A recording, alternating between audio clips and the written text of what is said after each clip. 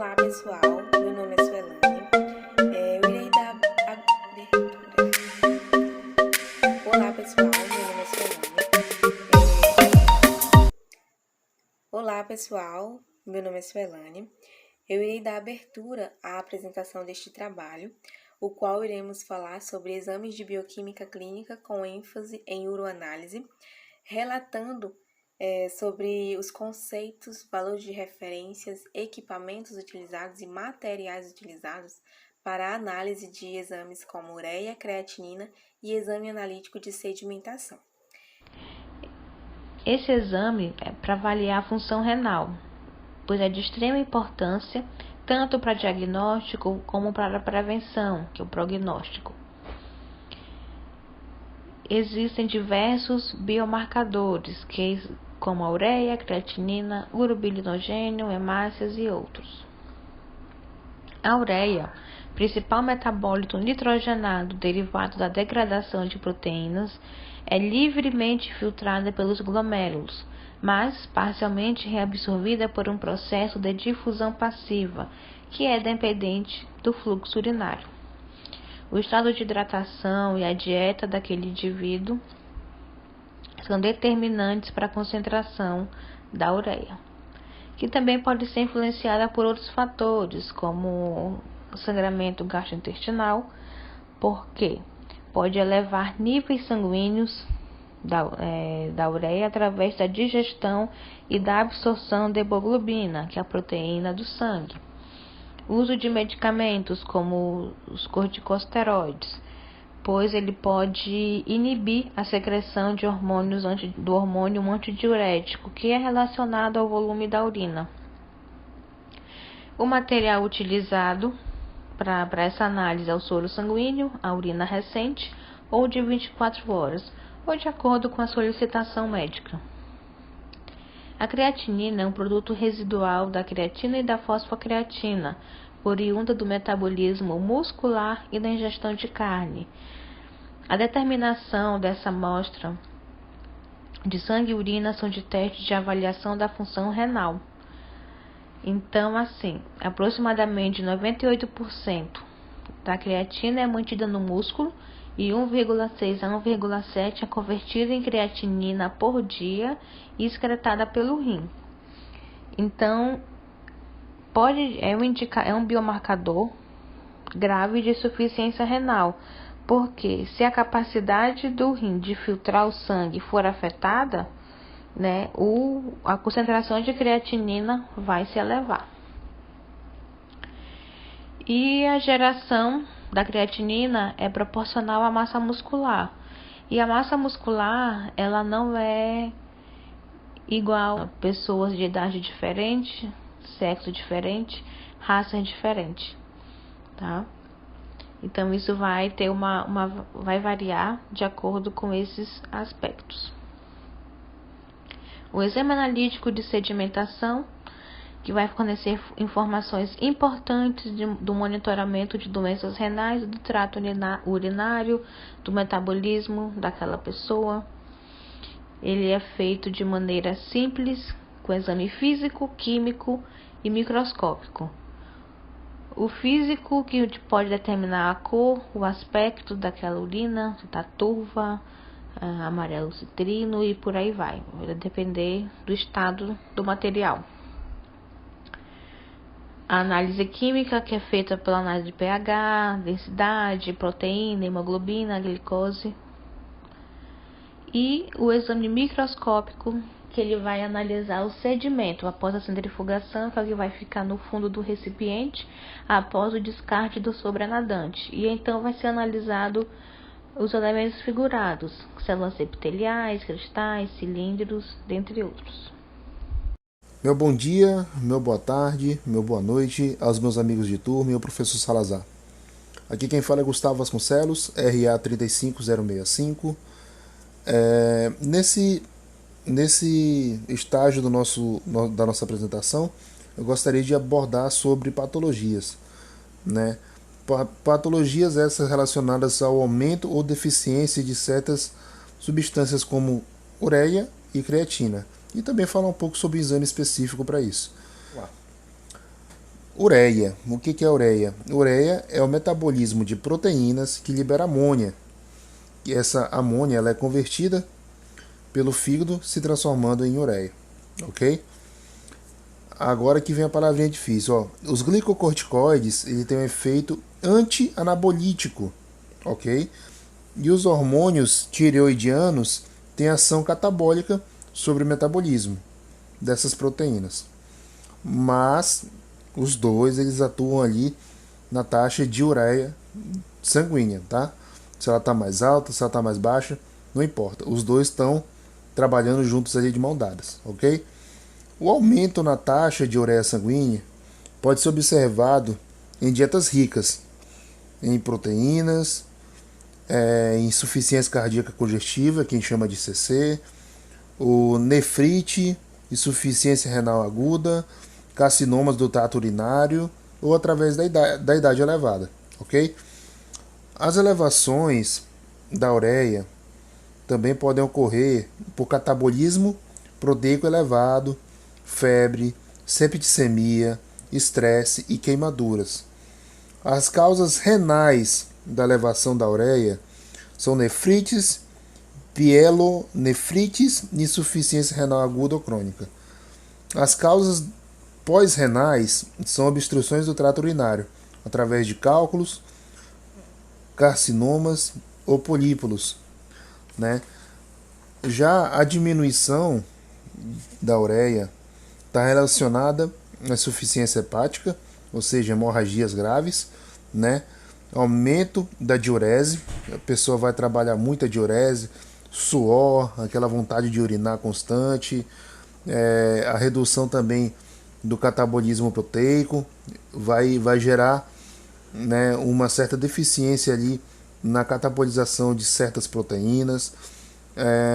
A gravidez normal em indivíduos submetidos a dietas com baixo teor proteico, né, a pessoa que não se alimenta de forma correta com proteínas, ela mesmo assim ela vai ter uma gravidez normal, mas não quer dizer que essa gravidez normal, né, seja um benefício para o feto, para o bebê, né? Ele vai precisar de certas proteínas que são geradas através da mãe, e como a mãe vai poder ter uma deficiência de certas proteínas e também uma deficiência na metabolização dessas proteínas, ele tende a não ser um bebê tão são assim, tão saudável, apesar de ocorrer uma gravidez normal, tá bom? Pulando um pouquinho agora, eu gostaria aqui de falar um pouco sobre a creatinina, né? A creatinina é bem resumidinha, bem facinha, tá? A creatinina, quando em parâmetros elevados, o pré-diagnóstico será de insuficiência renal, beleza? Já em diversas causas possíveis para o aumento dos níveis de creatinina no sangue, podem gerar lesões musculares, que eu vou já comentar, inflamação da pele e dos músculos, e queimaduras, e em certas doenças também podem levar a níveis de altos de creatinina. Beleza. Quando a gente fala aqui sobre lesões musculares, inflamações na pele, geralmente não é aquela sensação de quando você está em uma academia malhando, você se sente um músculo inchado, um músculo ali forte. Na verdade, que você está gerando a quebra de fibra para gerar hipertrofia. Mas isso aqui não é o assunto, tá? O que acontece é quando você simplesmente não está exercitando aquela região muscular em um exercício de alto rendimento, mas mesmo assim ele aparece de uma forma inchada, inflamada, né? Ou através mesmo de erupções cutâneas, ou manchas que podem gerar o aspecto de queimadura, mas na verdade não são queimaduras, são lesões, né, erupções cutâneas ali que geram essa mesma sensação de queimadura. E o principal fator disso aí pode ser usado como exemplo é o estresse. O estresse ali pode gerar muito desses tipos de lesões musculares e inflamações da pele, tá? Sobre o examezinho que eu tinha mencionado no início da minha apresentação, que é o EAS, que significa Exame Anabolítico Sedimentado, que uma outra colega também vai comentar sobre isso especificamente, mas aqui em patologias ele tem a principal função de dar um norte sobre qual patologia aquele paciente está tendo, se existe a presença elevada de ureia ou creatinina ou a deficiência elevada de ureia e creatinina, né? Como aqui, ó, as análises de características gerais, como volume, odor, coloração, análise da disposição química, cujo objetivo é detectar elementos anormais, análise dos sedimentos da urina, verificar, por exemplo, se há presença de sangue ou bactéria. Ou seja, além dele examinar a presença de sangue e bactérias, ele também vai verificar se a cor da urina está em parâmetros normais, né? Se o odor da urina está em parâmetros normais, se existe presença de cristais, se está dentro da turbidez adequada, se está dentro dos parâmetros normais da urina, né? Se ele não tiver dentro dos padrões normais, aí sim existe a investigação mais profunda para saber se existe uma deficiência ou não de tal proteína, né? Então, basicamente é isso aí. O exame de analítico sedimentado, ele tem essa principal função, que é dar um norte e identificar se existem presenças de sangue ou bactéria na urina, beleza? Aqui eu encerro um pouco minha participação sobre patologias. Eu espero que tenha sido um pouco claro. Estou disposto para tirar quaisquer dúvidas sobre o tema e agradeço a todos pela atenção. Muito obrigado.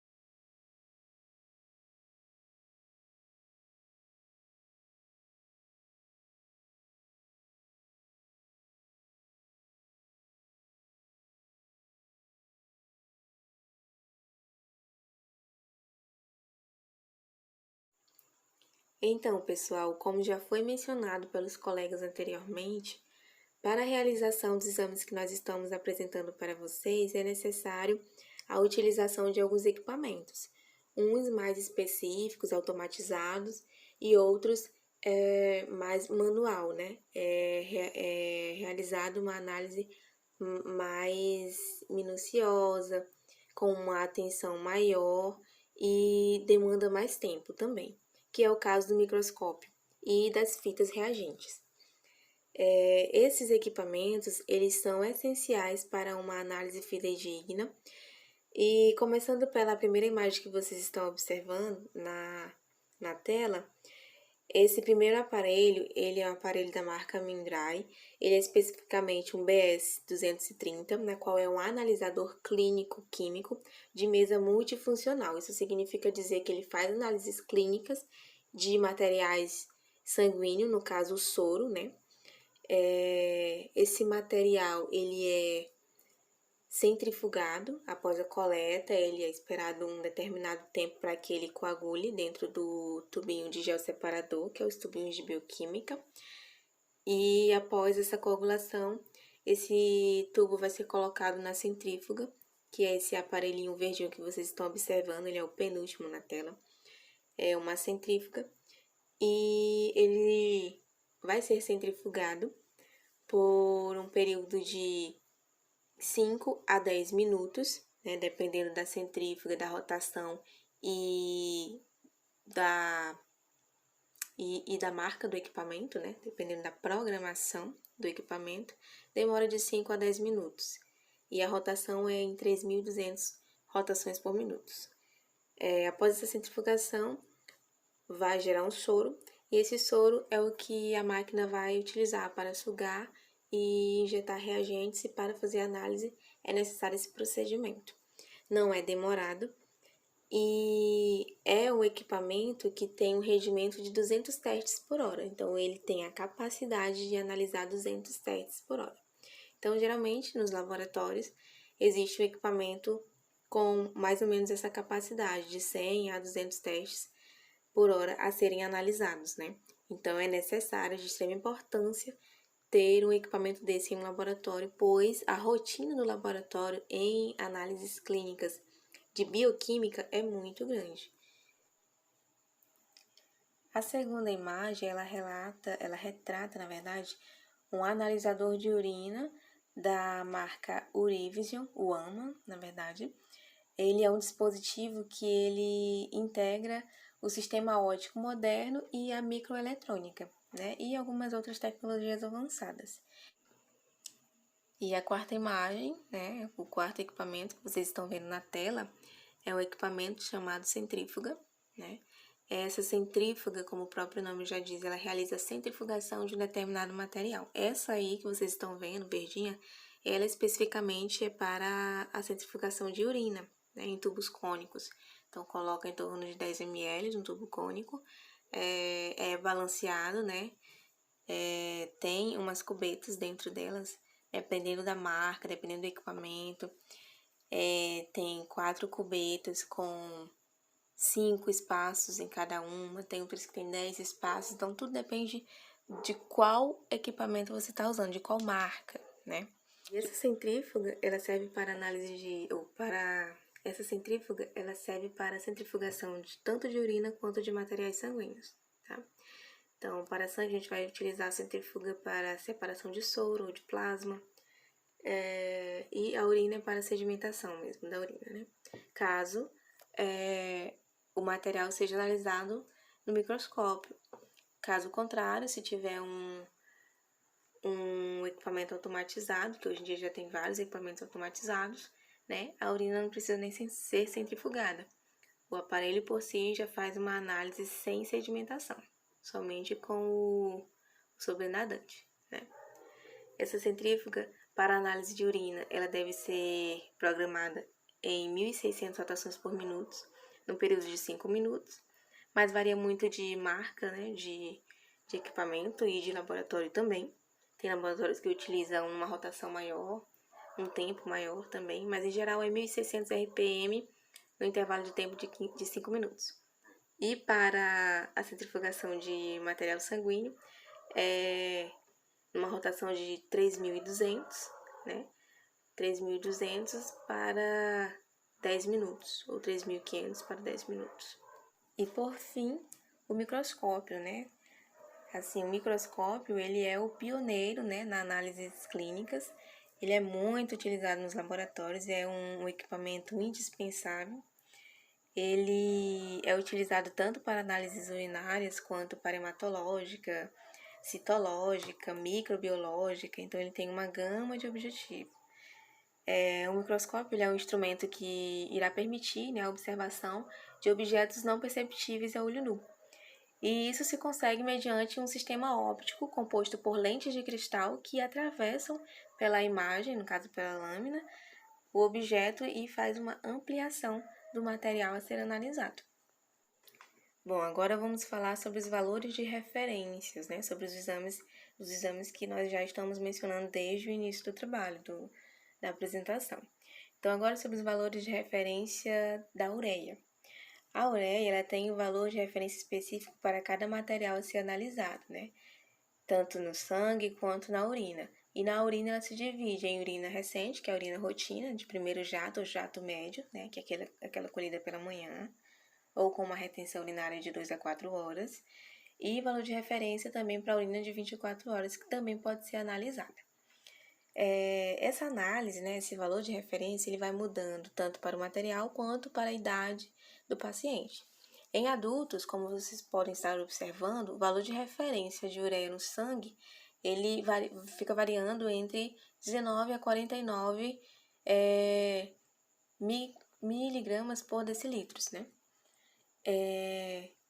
Em recém-nascidos, essa taxa já diminui, né? Vai de 8,4 a 25,8. Por quê? Porque o recém-nascido, ele tem uma hidratação maior. Ele tem uma taxa de água muito maior no seu corpo, né? E ele excreta com mais facilidade. Então, por ter esse tempo de excreção com mais frequência, a ureia não fica retida. Ela vai ser excretada. Então, o índice vai ser menor. Aí, com uma idadezinha maior, a criança, né, no caso, de 10,8 a 38,4 microgramas, na verdade, né, por decilitros, já vai aumentando a taxa, porque a criança já vai tendo uma retenção de urina. O valor de referência de ureia na urina recente, em homem, é bem maior, né, na urina do que no sangue. Por quê? Porque a urina, ela é uma excreção que ocorreu por uma filtração glomerular. Então, os rins, ele vai fazer a filtração de tudo para ser excretado. De tudo que está no sangue, de tudo que está no teu organismo. Então, a taxa vai ser bem maior quando analisada na urina. E urina 24 horas, né, de 15,0 a 34,2 gramas a cada 24 horas. E a ureia, né, em caso de resultados elevados, quando, né, tem-se o aumento da concentração de ureia no sangue, pode ser uma indicação de grande quantidade de ureia que está sendo metabolizada pelo fígado, né? Ou que os rins não estão funcionando corretamente, havendo alteração no processo de filtração sanguínea. Aí os valores de referência da creatinina, né? A creatinina ela pode ser analisada no sangue, né? E também tem os exames de clearance creatinina, que é analisado na urina de 24 horas. Os valores de referência são esses, né? O homem de 0,50 a 1,10 microgramas por decilitros. Em mulheres, né? Diminui mais, porque a mulher ela faz a excreção com mais frequência do que os homens. Então, tem essa diminuição sempre nas taxas de creatinina e ureia. Em crianças vai aumentando, né, no decorrer da idade. E aí nós temos os valores de referências do EAS, né, que é o exame de análise sedimentada. Então, esses valores de referência é relacionado à urina tipo 1, que no caso é a urina rotina, né, que é o material analisado. O pH, né, a análise no caso de os valores de referências do EAS vai ser relacionado a valores químicos e físicos, né, cor, a concentração, a densidade, o pH, as características, né? Se tem proteinúria, se o urobilinogênio está normal, se tem hematúria. Então, assim, assuntos que já foram mencionados, né? Então, os valores de referência vão se concentrar nisso, certo? Para finalizar a apresentação, eu gostaria de falar um pouquinho para vocês sobre um aparelho automatizado de uroanálise, né? Chamado FUS 2000. Ele é um equipamento híbrido, simples e compacto, ou seja, isso significa dizer que ele é um equipamento que ele tem múltiplas funções, né? Ele é um equipamento que ele não necessita que centrifugue a urina, né? Não precisa sedimentar a urina para fazer análise. Ele não precisa da presença de um microscópio para fazer a análise de leucócitos, hemácias, de muco, de bactérias. Ele é totalmente automatizado, né, padronizado, e ele é simplificado com todo um sistema de urinálise de laboratório. Ele tem uma inteligência artificial, ele faz a digitalização das imagens, ou seja, tudo aquilo que ele identifica como importante, cristais, leucócitos, hemácias, elementos formes e não formes, né, que são células, hemácias, muco, bactérias,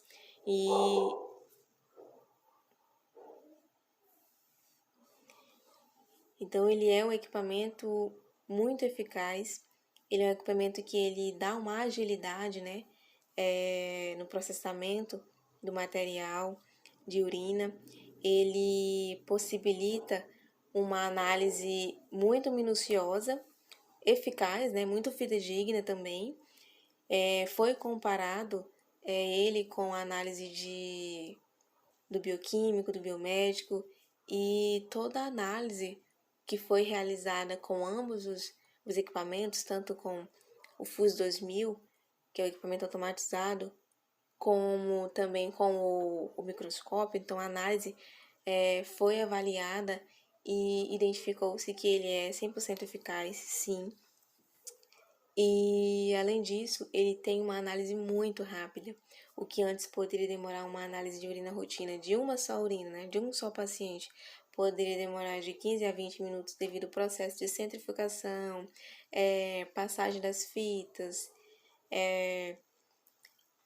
preparação laminária, né, no microscópio. Então, tudo isso levaria em torno de 20 minutos para análise de uma só urina.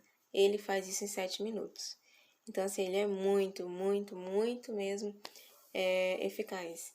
Pessoal, é muito importante. Aqui temos um sensor bem ali, que faz a leitura do nome dos pacientes nesse código de barras. Antes, o resultado desse exame demorava 30 minutos. Agora, em 7 minutos, já está pronto. Olha como é bem rápido. Faz a higienização para ir para a próxima amostra.